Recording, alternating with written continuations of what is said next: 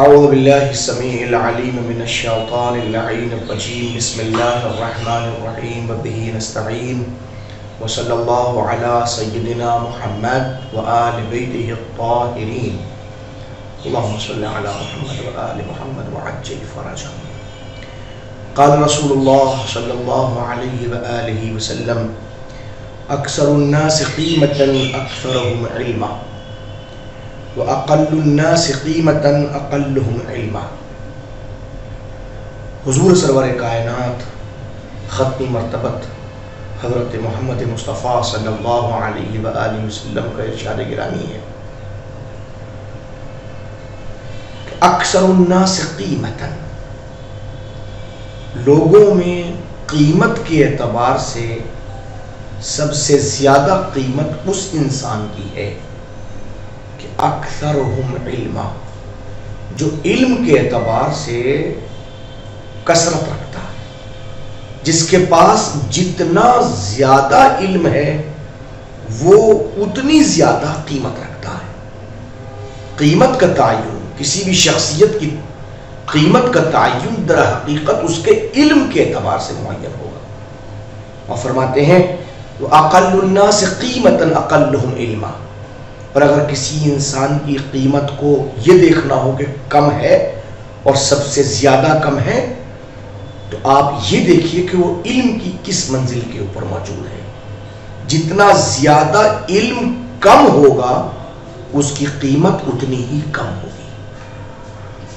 لہذا اس منزل کے اوپر ہماری ذمہ داری ہے کہ ہم یہ سمجھیں، یہ درک کریں، یہ محسوس کریں کہ آیا ہم اپنی قیمت کو زیادہ رکھنا چاہتے ہیں یا کم رکھنا چاہتے ہیں۔ جو انسان جتنا زیادہ اپنی قیمت کو رکھنا چاہتا ہے اسے چاہیے وہ اتنا زیادہ کسب علم کرے، اور جو چاہتا ہے اس کی قیمت کچھ بھی نہ ہو، ظاہر ہے کہ وہ جاہل رہے، اس کی اپنی مرضی۔ اللہ ہم سب کو حضور سرور کائنات کے اس قول پر عمل کرنے کی توفیق و رحمت فرمائے۔ ہماری گفتگو چل رہی تھی تراوح سے متعلق، اور ہم نے آپ کی خدمت میں عرض کیا تھا کہ 4 افراد کا تراوح کرنا واجب ہے ایک دن کے لیے، اور یہ تراوح غزارت کی بنیاد پر ہوگا کہ جب ایک انسان نزع جمی سے معذور ہو تو اس وقت پورے دن مقدار یوم جو ہے 4 افراد اس طریقے سے پانی کو نکالیں گے کہ 2 افراد باقی دوسرے 2 افراد کے لیے راحت کا سبب ہوں گے۔ تفصیل ہوتے ہوتے یہاں تک بات پہنچی وَنَبَّهَا بِإِلْحَاقِ التَّاءِ لِأَرْبَعَ، مصنف نے لفظ تا کو 4 کے ساتھ ملحق کیا اور اس الحاق سے متوجہ فرمایا ہے، متنبہ فرمایا ہے علی عدم اجزاء غیر الذکور، کہ جناب علی ذکور کے علاوہ یہ کام اگر کوئی اور کرتا ہے تو اس سے مجزی نہیں ہوگا۔ چونکہ وجہ یہ ہے کہ یہاں حرف تا کو عدد کے ساتھ میں لگا بے اربعتے، لفظ تا کو 4 کے ساتھ نہیں عدد کے ساتھ لگایا، جو اس بات کی علامت ہے کہ یہ تذکیر معدود کے اوپر دلالت کرتا ہے، اور تذکیر معدود کا مطلب یہ ہے کہ جو کہا علی عدم اجزاء غیر الذکور، کہ ذکور کے علاوہ اگر کوئی اور ہوگا تو اس سے یہ بات مجزی نہیں ہوگی، یعنی نکالنے والے صرف اور صرف کون ہونے چاہیے؟ رجال ہی ہونے چاہیے، مرد ہونے چاہیے۔ وَلَكِن لَمْ يَدُلْ عَلَىٰ اعتبار الرجال، لیکن جب آپ اس چیز کو دیکھیں گے تو جناب علی اعتبار رجال کے اوپر یہ بات دلالت نہیں کرتی، اس لیے کہ سامنے کی بات اس میں سبھی بھی تو شامل ہوتا ہے، ٹھیک ہے نا۔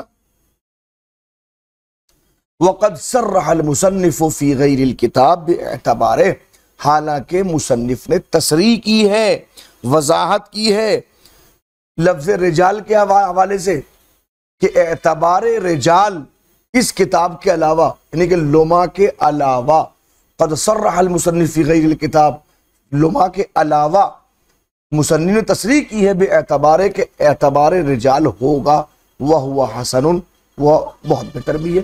عملاً بمفہوم القوم فی النص، خاص طور پر عمل کرتے ہوئے اس بات کے اوپر کہ لفظ قوم کا مفہوم کیا ہے۔ اب یہ تعلیل ہے اس اعتبار سے کہ تراوح کے اندر جب ایک انسان عمل کر رہا ہے لفظ رجال کے اوپر تو لفظ قوم کے مفہوم کو سامنے رکھے۔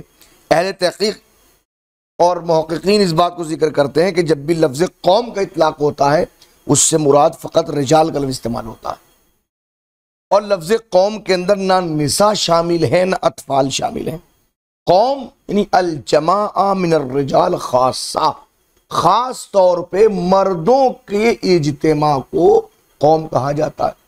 لفظ قوم کا اطلاق صرف مردوں پہ ہوتا ہے، نہ اس کے اندر عورتیں شامل ہیں نہ اس کے اندر۔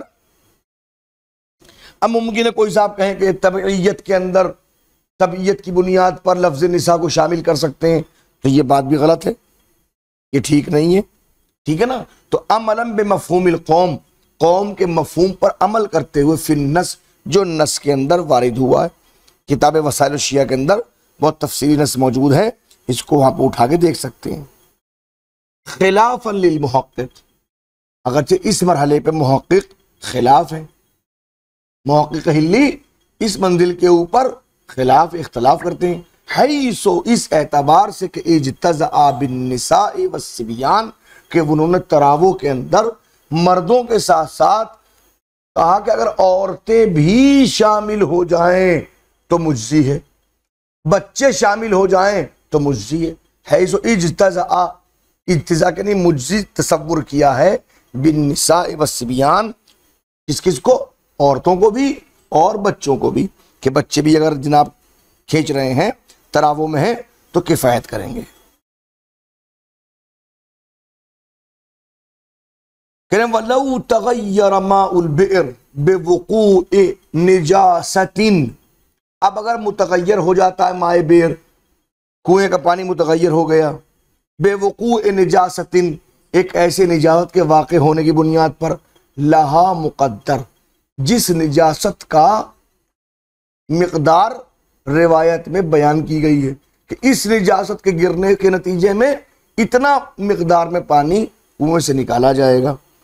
جمع بین المقدر و زوال التغیر، اب دو چیزوں کو جمع کیا جائے گا، ایک مقدر کو اور ایک زوال تغیر کو۔ کیا معنی؟ کہ بے معنی وجوب اکثر الامرین، کہ ان دونوں میں سے جو زیادہ ہو اسے نکالنا ہے۔ فرض کیجئے ایک نجاست کے گرنے کے نتیجے میں روایتوں میں لفظ وارد ہوا ہے کہ 40 دلون، 40 ڈول نکالیں گے، اور اس نجاست کی وجہ سے پانی کا رنگ بھی متغیر ہو گیا۔ اب آپ نے نکالنا شروع کیا، 35 کے اوپر جو ہے کنویں کا رنگ جو ہے پانی کا وہ ٹھیک ہو گیا، تو ایسے نہیں کہ 35 رک جائیں گے، اکثر الامرین، دونوں میں اکثر۔ روایت میں کیا تھا؟ 40 ڈول، 40 دلون، تو 40 ڈول نکالیں گے آپ۔ اس کے برعکس 40 ڈول کا مسئلہ، 40 ڈول نکال لیے، رنگ جو کا تو ہے، تو نکال دی، اب نکالتے جب تک کہ پانی کا رنگ صاف نہ ہو جائے، تو زوال تغیر اور نجاست کی مقدار ان دونوں میں اکثر امرین کو نکالیں گے، ٹھیک ہے نا۔ جمعاً بین المنصوص و زوال متغیر، جمع کرتے ہوئے اس حکم کو جو نص میں وارد ہوا ہے، وہ زوال تغیر، زوال تغیر کو۔ زوال تغیر کیوں ہم جمع کریں گے اس بات کو؟ کہ المعتبر فی طہارت ما لا ينفع الکثیر، زوال تغیر معتبر ہے طہارت میں، طہارت کے سلسلے میں اس کا اعتبار کیا گیا ہے، یہ معتبر ہے۔ ما لا ينفع الکثیر ہو، اس وقت میں کہ جبکہ کثیر جو ہے منفعل نہیں ہوتا، فہنا اولا، جب وہاں کثیر کے لیے بھی کہا گیا ہے کہ جو نجاست کی بنیاد پر اس وقت تک منفعل نہیں ہوتا جب تک کہ اس کا رنگ ٹھیک نہ ہو جائے، تو فہنا اولا، جو کنواں ہے یا تو بربنائے اولویت کے حکم سامنے آئے گا۔ لہٰذا جہاں بھی روایت کا مقدر ہے تو اس منزل کے اوپر یہ بات دیکھی جائے گی۔ وَلَوْ لَمْ يَكُنْ لَهَا مُقَدَّرٌ، بعد میں صلی اللہ علیہ محمد وآلہ الطاہرین۔ اچھا، وَلَوْ لَمْ يَكُنْ لَهَا مُقَدَّرٌ، وَلَوْ لَمْ يَكُنْ لَهَا مُقَدَّرٌ، اب اوپر مسئلہ دیکھیے کہ اگر نجازت کا مقدر ہو تو یہ کام کریں گے، وَلَوْ لَمْ يَكُنْ لَهَا مُقَدَّرٌ، لیکن اگر نجاست ایسی ہے جس کے کوئی مقدار ہی بیان نہیں کی گئی ہے، فَفِي الْاِكْتِفَاءِ بِمُزُولِ التَّغَيُّرِ اور وجوب نزع الجمی، تو اب دو صورتیں سامنے آتی ہیں، یا تو اتنا نکالیے کہ تغیر زائل ہو جائے اور یہ کفایت کرے، ایک بات اتنا نکالیے کہ تغیر زائل ہو جائے اور تغیر کا زوال ہی کفایت کرے گا طہارت بیر میں، او وجوب نزع الجمی، یہ ہے کہ تمام پانی نکال، کچھ وہ ما لا نص فیہ کے لیے ایک عنوان ہے کہ نزع جمی کرنا ہے۔ دوسری منزل ہوگی وَالتَّرَاوُحُ مَعَ تَعَذُّرِهِ، اور اگر انسان نزع جمی سے معذور ہے تو تراو کرے۔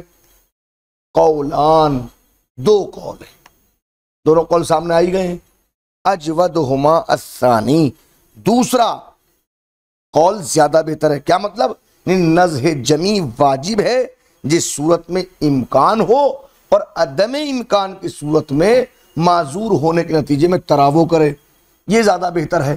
وَلَوْ أَوْجَبْنَ فِيهِ 30 و 40، لیکن اگر ایک بات اور بھی ہے، ممکن ہے کوئی صاحب یہ کہیں کہ اس مرحلے کے اندر لا نص فیہ کے عنوان کے لیے ہم 30 یا 40 ڈول کو واجب قرار دے دیں۔ وَلَوْ أَوْجَبْنَ فِيهِ، فِيهِ یعنی فی لا نص فیہ، جس کے لیے نص وارد نہیں ہوئی ہے، اگر اس کے لیے ہم 30 یا 40 ڈول کو واجب کر دیں، اعتبر اکثر الامرین ایدن، تو یہاں بھی اکثر امرین کا اعتبار کیا جائے گا، یعنی 40 ڈول نکالے جائیں گے، لیکن 30 پہ کفایت کر کے آپ چھوڑ دیجیے، آپ ایسا بالکل نہیں ہے۔ مسائل انشاءاللہ بعد میں، وصلی اللہ علی محمد وآلہ الطاہرین۔